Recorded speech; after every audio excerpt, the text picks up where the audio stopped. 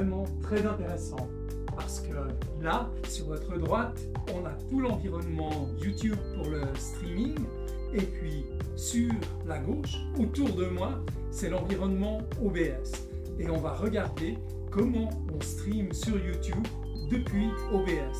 Et moi, ce que je vais faire, c'est que je vais le faire live, directement en enregistrement. Alors maintenant, ce qu'il me faut, c'est appuyer sur le bouton pour lancer le stream. Et c'est exactement ce que je vais faire. Voilà, le bouton a été lancé.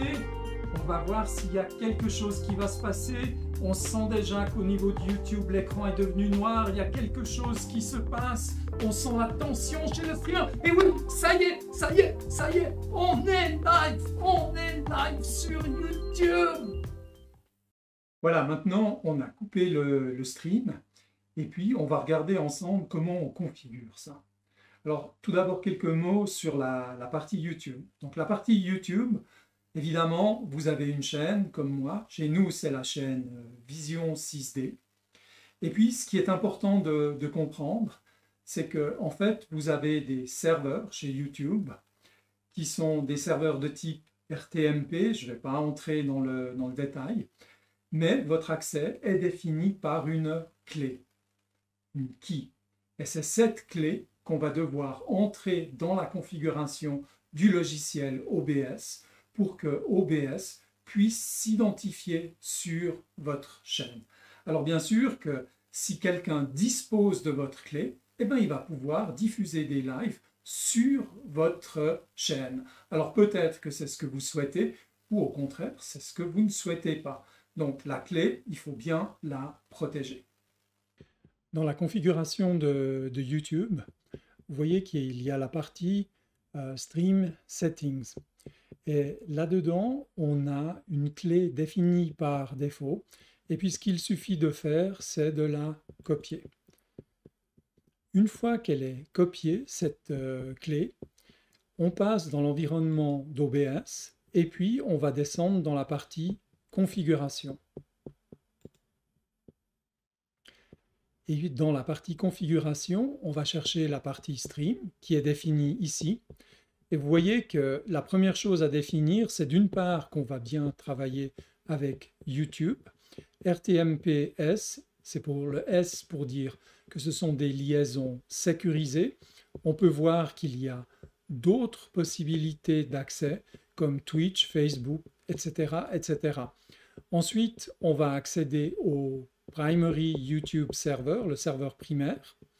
Et puis, il y a deux méthodes de connexion. Alors, la première, c'est de lui donner la possibilité d'accéder à votre compte YouTube. Et moi, je vais regarder avec vous la définition du live stream key. Donc, on actionne tout simplement. Et puis, là-dedans, ce qu'il suffit de faire, c'est de venir dans cette zone. Si elle est déjà entièrement définie, on peut tout simplement la copier à l'aide de CTRL-V parce qu'on l'avait mis de côté directement depuis YouTube. Ce qu'il y a aussi comme possibilité, ici, on y reviendra plus tard, c'est d'obtenir la clé de la part de YouTube. On va voir que c'est un joli moyen d'accéder. Donc avec ça, du point de vue du stream, en admettant que la configuration fine de vos scènes, la configuration des débits, la configuration de la taille de l'image que vous voulez envoyer, la définition du nombre de trames par seconde, tout ça a été défini. À partir de là, on peut dire « Apply », OK, et puis il ne reste plus qu'à lancer le stream.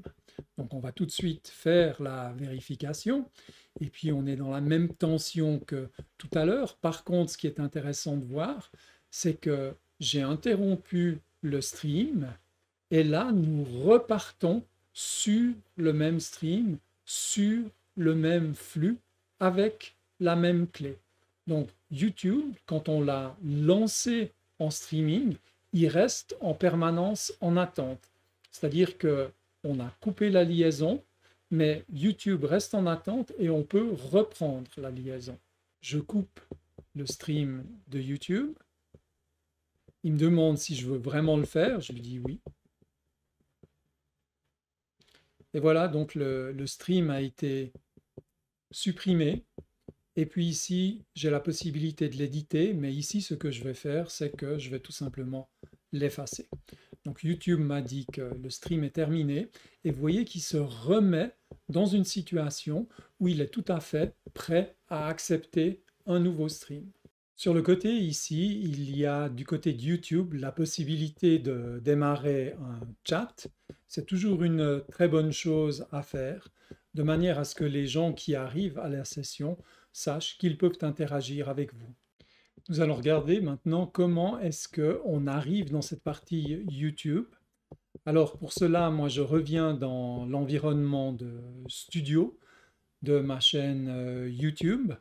Et puis ici, on voit qu'on a le symbole pour aller dans les sessions live. C'est tout simplement en ayant appuyé sur ce symbole, bien je me retrouve dans la fenêtre que j'avais tout à l'heure. La configuration du côté d'OBS, elle se passe dans les paramètres. Et puis, dans les paramètres, on voit qu'on a la possibilité de définir le stream. C'est ce que nous avons utilisé tout à l'heure. Et puis ici, on a des paramètres de sortie. Alors, tout d'abord, il y a différents modes que l'on peut utiliser ici, le mode simple ou le mode avancé pour la configuration. Pour le moment, je vais regarder la partie simple. Le premier élément, c'est le débit, c'est-à-dire le flux de votre stream, à quelle vitesse, à quel débit est-ce qu'il va. Ça, bien sûr, ça dépend de votre matériel, mais ça dépend aussi de la ligne Internet et de la qualité du débit que vous avez jusqu'au serveur de YouTube. Alors, par défaut, c'est 2500 kilobits par seconde. On va voir que du point de vue de la résolution, ce n'est pas une résolution très élevée. Ensuite, on a la possibilité d'avoir un encodeur. Donc, ici, il y a différents encodeurs à disposition. Dans mon cas, eh bien, j'ai une carte NVIDIA, donc c'est cet encodeur que je choisis. Mais dans la plupart des temps, c'est le X264, le H264 qui est choisi. Ensuite, le débit audio, 160 kilobits par défaut. Ensuite, la configuration de l'encodeur permet ici de définir une qualité d'image plus ou moins grande. Bien sûr que plus la qualité d'image est grande, plus le volume transmis est grand, et si votre ligne est un petit peu trop serrée, ça risque de coincer et de saccader ou de ne pas transmettre par moment.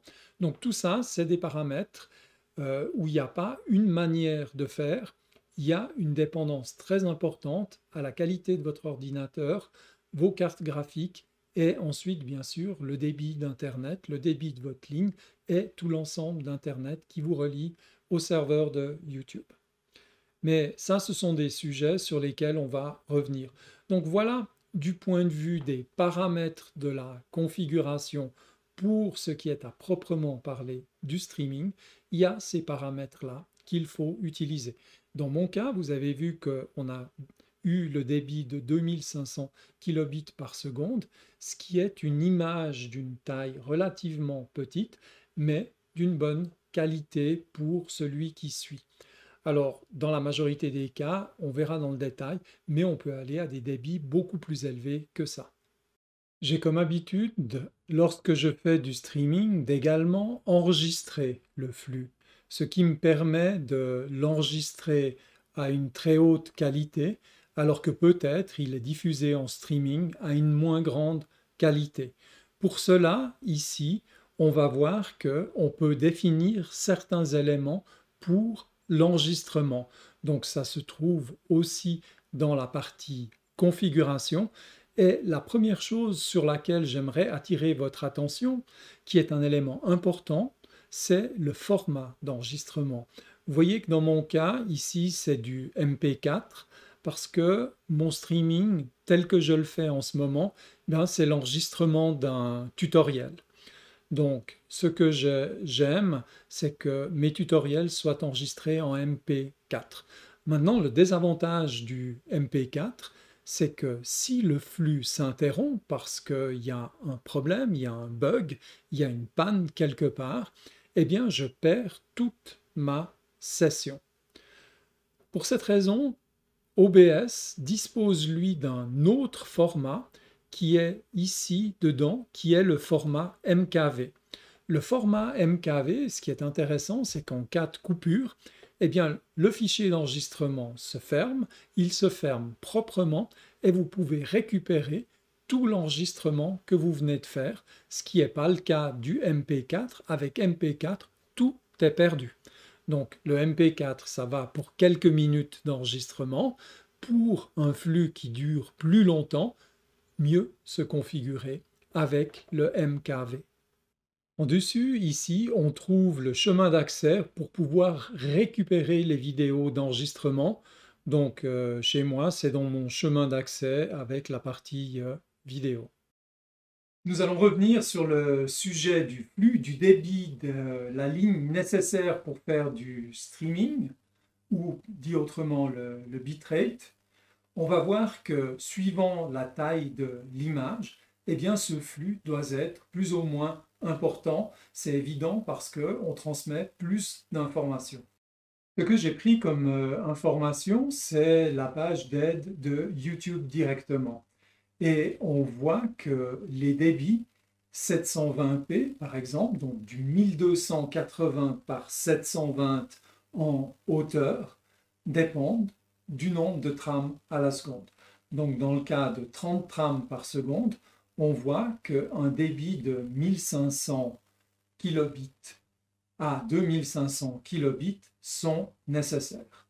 Alors que dans le cas où on passe à 60 trames à la seconde, on passe tout de suite à 2250 kilobits par seconde jusqu'à 4 kilobits par seconde. Se souvenir que j'avais moi 2500 kilobits de défini par défaut. Donc de cette manière-là, on comprend aussi que ces dimensions assez basses sont celles qui demandent le moins de débit dans la ligne. C'est pour cette raison qu'on trouve par exemple YouTube qui en standard vous propose de faire du 720p, on trouve Facebook qui vous propose de faire ça. Si vous avez la chance d'envoyer des vidéos, de pouvoir faire du streaming sur LinkedIn, et oui, c'est tout à fait possible, eh bien c'est aussi du 720p. Pour ce qui est de TikTok, et oui, il y a des possibilités avec TikTok, eh bien c'est aussi ces dimensions-là. Twitch, c'est exactement pareil. Pour prendre encore quelques illustrations les plus courantes, en 1080p, on est de 3000 à 6000 kilobits par seconde pour 30 images par seconde, et 30 images par seconde, cette fois à 4K, on monte à 13 000 kilobits jusqu'à 34 000 kilobits. Donc il faut vraiment avoir de la bande passante à disposition et ça explique bien qu'à certains moments donnés, on peut rencontrer des congestions dans le réseau. Je me suis connecté au site nperf.com qui permet de mesurer les performances. On va tout d'abord regarder les performances en téléchargement et puis ensuite on verra les performances pour un stream ou un upload. La connexion est en train de s'établir et on voit que ça tourne aux environs de 34 à 35 mégabits, c'est-à-dire 35 000 kilobits par seconde. Donc on est plutôt très bon dans ce qui est le téléchargement. Et puis maintenant, on effectue le test pour la partie upload, c'est-à-dire que c'est ce que l'on utilise dans le cas du streaming et on voit que je suis aux environs de 14 mégabits, c'est-à-dire 14 000 kilobits. Et dans ce cas-là, eh bien, je suis dans les parties inférieures si, par exemple, je voulais faire de la transmission 4K. Nous avons donc passé maintenant en revue tout un ensemble d'éléments qui concernent le streaming depuis OBS c'est applicable à tout service, que ce soit Twitch, Facebook. Moi, j'ai utilisé l'accès à YouTube pour vous montrer un exemple live, que ce soit un petit peu plus intéressant à voir. En tout cas, j'ai toujours beaucoup de plaisir à échanger avec vous. N'hésitez pas à commenter. Moi-même, j'apprends au fur et à mesure. Ces technologies, elles évoluent, c'est récent. Et puis, bien, c'est toujours très intéressant d'avoir ces échanges qui souvent sont assez chaleureux avec les participants. Donc je vous dis, allez, à tout bientôt pour un prochain module. Et puis inscrivez-vous et puis les likes, ça fait vraiment plaisir. Allez, à tout bientôt. Ciao, ciao.